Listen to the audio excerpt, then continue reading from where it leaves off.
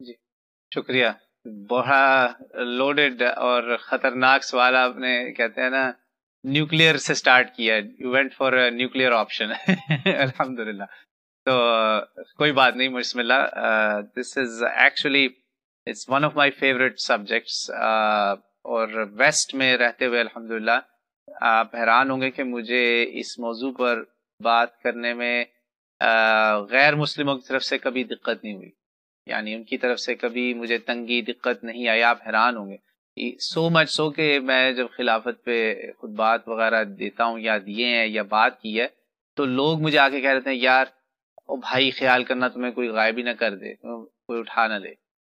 میں آپ اندازہ کریں تو وہ انفارچونیٹلی مسلمانوں میں ایک بڑے افسوس کے ساتھ کہنا پڑتا ہے کہ یہ ایک نزاعی ایشو بن چکا ہے اور اس کا فائدہ جو ہے وہ طاغوتی طاقتیں اٹھاتی ہیں سب سے زیادہ. اور مسلمانوں میں سب سے زیادہ وہ لوگ اس کا فائدہ اٹھاتے ہیں جو چاہتے ہیں کہ اسلام صرف جو ہے نا وہ مسلح تک محدود ہو جائے, محراب بھی نہیں, ممبر بھی نہیں, صرف مسلح تک. اور نعوذ باللہ وہ ایک پوجا پاٹ جسے کہتے ہیں نا وہ ہو جائے.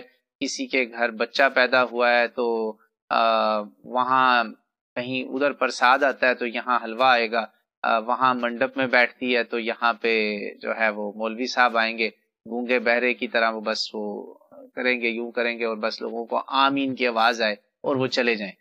دس is what society wants these days. اور ہماری جو براڈ وے ایجوکیشن ہے جس کی میں پروڈکٹ ہوں, ٹھیک ہے جی, الحمدللہ I have a foot in not just both worlds, in 3-4 different worlds.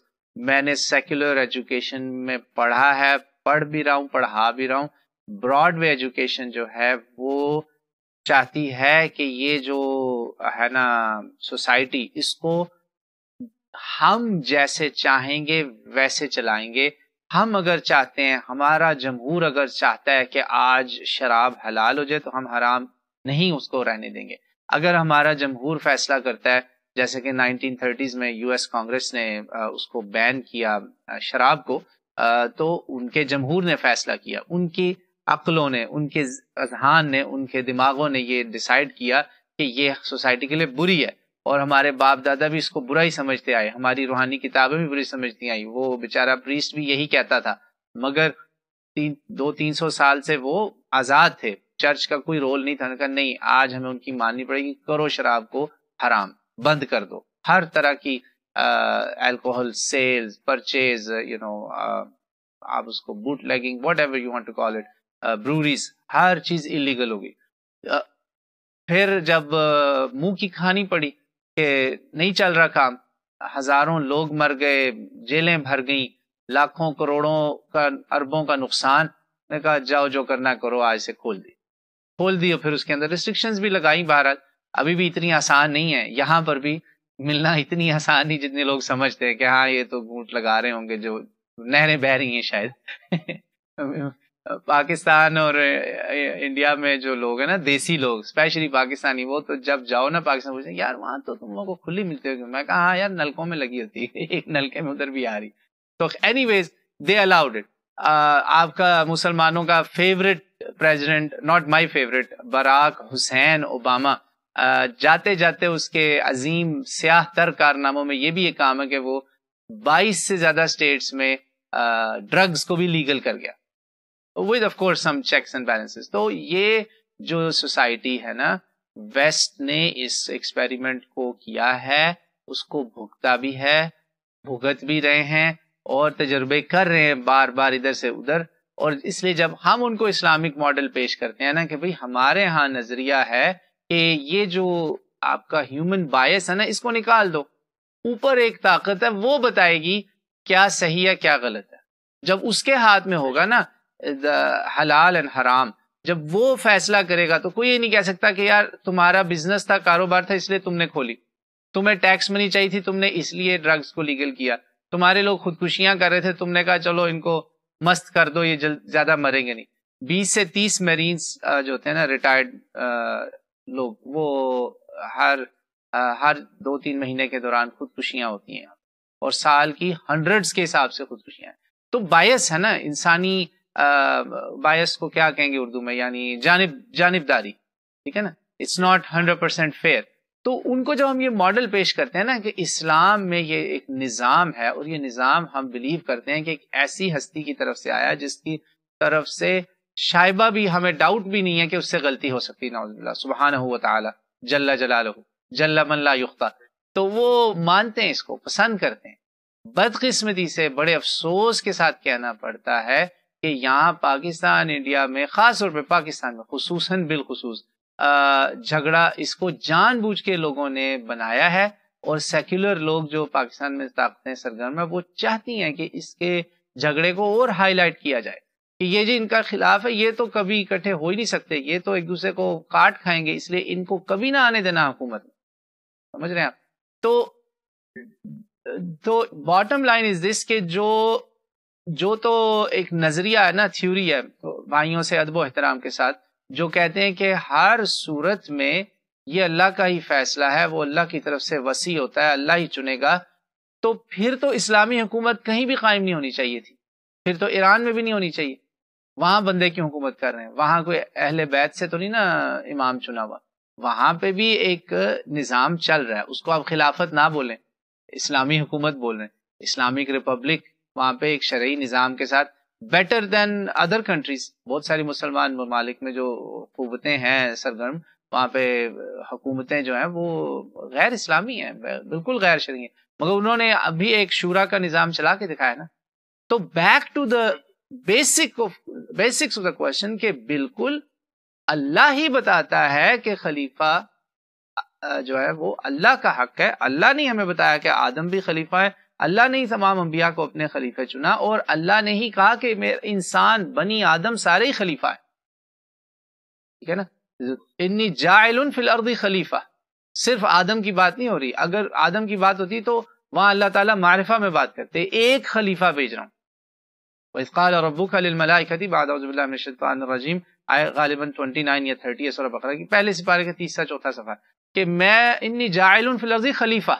اب اس کا مطلب یہ تھوڑی ہے کہ اللہ نے کہا کہ صرف آدم علیہ الصلوۃ والسلام ہی خلیفہ ہے یا صرف انبیاء خلیفہ ہیں، تمام بنی آدم کو اللہ نے ایک منصب خلافت سے نواز دیا ہوا ہے، وہ آلریڈی ڈکریڈ میٹر ہے کہ انسان خلیفہ ایک وہ مخلوق ہے جس کے پاس سب سے زیادہ اختیارات ہیں، ایک یہ ہیں، اور دوسرے جن جو ہے وہ محدود ہو گئے، وہ پہلے ہی ان کی طاقت محدود ہو گئی، اب بنیادی طور پر جو روئے ارض ہے اس کی حکومت انسان کو اللہ نے دی، مگر اللہ نے اس کی حکومت کو ایک اختیار کے ساتھ چیک اینڈ بیلنس رکھا کہ تم نے اس کو ایسے چلانا ہے جیسے میں چاہتا ہوں، میں نے تمہیں حاکم نہیں کہا، میں نے تمہیں خلیفہ کہا ہے، خلیفہ کسی کو ریپریزنٹ کر رہا ہوتا ہے۔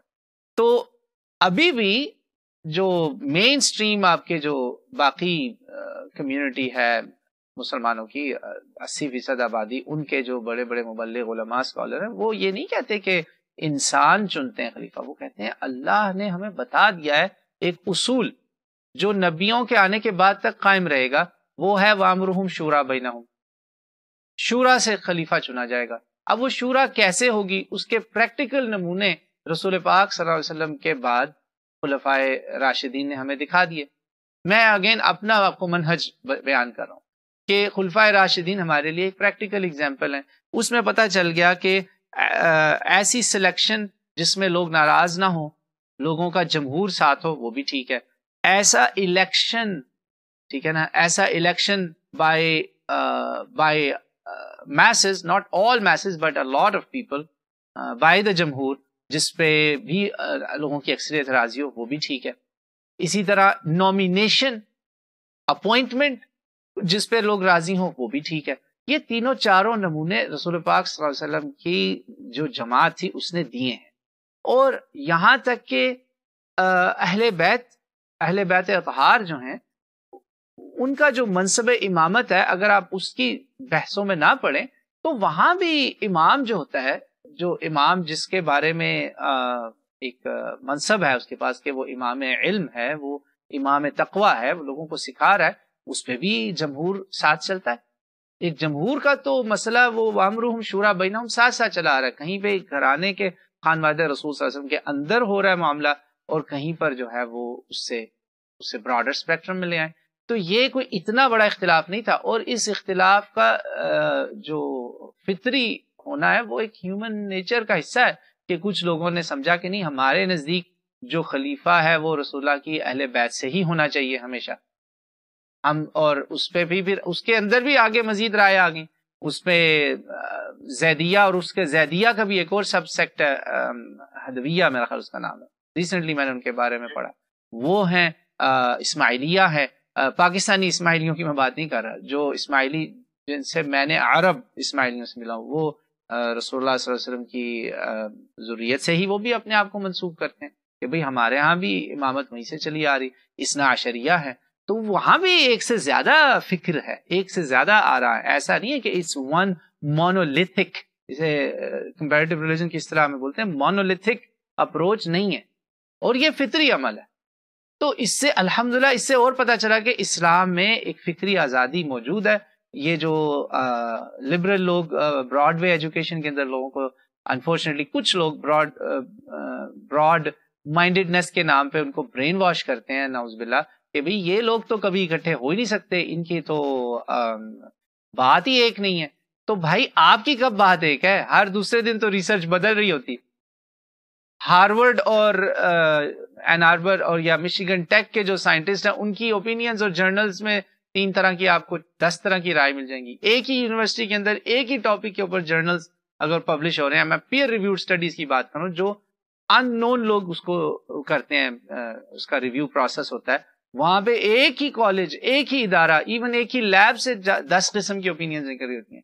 فکری آزادی دنیا میں ہے الحمدللہ, اور اسلام میں بھی ہے.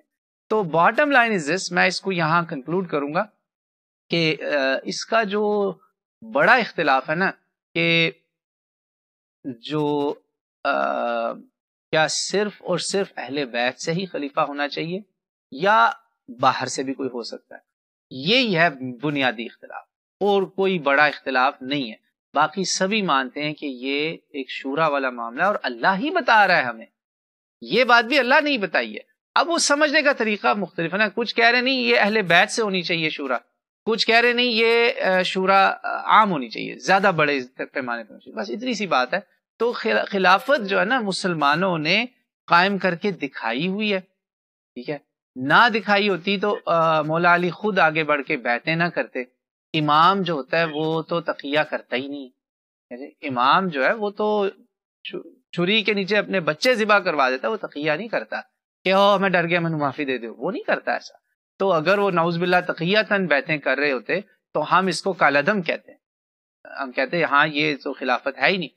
جب انہوں نے بیعت کی, اب ان کے دل میں کیا تھا ہم تو حسن ظن ہی رکھیں گے, بھائی ان کے دل میں اچھا ہی تھا, الحمدللہ امت کی خیر ہی تھی. اگر یہ کوئی کفری کام ہوتا کہ جو ہے خلافت ایسے نہیں چلنی, تو وہ کبھی بھی ان کے ساتھ نہ کھڑے ہوتے, ان کے جنازوں پر خطبے نہ دیتے, ان کی میتوں کو قبروں میں نہ اتارتے, ان کو فتوے نہ دیتے, ان کے کیسز کے فیصلے نہ کرتے, وہ کبھی بھی نہ یہ کرتے. تائید نعوذ باللہ طاغوت کی تائید امام کیسے کرے گا؟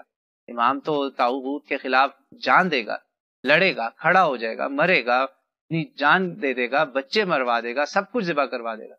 تو یہ ہے انشاءاللہ, آئی ہوپ اس سے معاملہ کلیئر ہو گیا ہوگا. ویری ہیوی کوشچن, جس سے اس پہ تو کتابیں لکھی گئی ہیں, ہم اکیلے کچھ نہیں اس پر کر سکتے. اس پر جو کام ہماری اس صدی میں نا, اس صدی میں جو کام عرب میں جو ہے وہ علامہ عبدالرشید رضا المصری وہ کر کے گئے, اور ادھر عجم میں مولانا مودودی رحمۃ اللہ علیہ, ابوالکلام آزاد, ان کی قدر نہیں کرتے لوگ, وہ بھی رحمہ اللہ, اور میں سمجھتا ہوں ڈاکٹر اسرار رحمۃ اللہ علیہ بھی, ان سب نے بہت کنٹریبیوٹ کیا. اللہ تعالیٰ ان سب کی قبروں کو نور سے منور کرے. اور ان کا جو کام ہے نا وہ آپ اس کو سٹڈی کریں. کوئی بھی بندہ چاہتا ہے نا کہ مسلمانوں کے اندر یہ کام ہو, اور وہ دن آئے جب مسلمانوں کی آنکھیں ٹھنڈی ہوں کہ زکوٰۃ دینے کے لیے لوگ پھر رہے ہیں, کوئی لینے والا نہ ہو. اس کو لینے کے لیے میری یہ فائنل ایک ہمبل سی ریکویسٹ ہے, ایک ریکمنڈیشن ہے, آپ ان لوگوں کے کام کو سٹڈی کریں. اور ماشاءاللہ بڑے بڑے مفکر, بڑے بڑے تھنکرز اس پہ کام کر رہے ہیں, اور الحمدللہ ذہن سازی کریں لوگوں. گولی چلا کے زبردستی یہ کام نہیں ہوگا. زبردستی اگر کرنی بھی پڑی تو تب کرنی چاہیے جب آپ کو پتا ہو کہ آپ کے ساتھ لوگ کھڑے ہوں گے. جب آپ کو اتنا یقین ہو کہ ذہنی فکر سازی کی گئی ہو، کیونکہ آپ کے خلاف بہت کام ہو رہا ہے. جب فکر سازی مائنڈ میکنگ ہو رہی ہے by the evil powers, where are you? You should also be doing the mind making. آپ کو کرنا چاہیے. غیر مسلموں میں بھی اس کے بارے میں جرت کر کے بتائیں، ان کو بتائیں کہ بھئی خلافت سے جسے تم سے ڈرایا جا رہا ہے نا، جیسے پریزیڈنٹ اوباما کھل کے کہتا تھا I don't want to hear the name of caliphate ever، اس طرح اس نے بولا ہوا کہ میرے سامنے خلافت کا کوئی نام نہ لے. کیوں؟ سوچنے کی بات ہے نا. ایک تو جہالت، دوسرا انہیں پتہ ہے کہ خلافت کیا دیتی ہے مسلمانوں کو، it has ایک امید کی کرن ہے مسلمانوں کے لیے. تو غیر مسلموں کو بتائیں کہ بھئی خلافت میں آپ کے لیے بھی دودھ کی نہریں ہوں گی، آپ پہ بھی ظلم نہیں ہوگا، کسی پہ ظلم نہیں ہوگا. اور ہم یہ بھی نہیں چاہیں گے کہ آپ کے لوگوں کو چھریاں گردن پہ رکھ کے کلمے پڑھوائیں. ہم نے ایسا نہ کیا ہے، نہ کریں گے. ان کو بس یہ فکر ہوتی ہے کہ یار ہمیں ناچنے گانے دیں، ہمیں نہ چھیڑیں.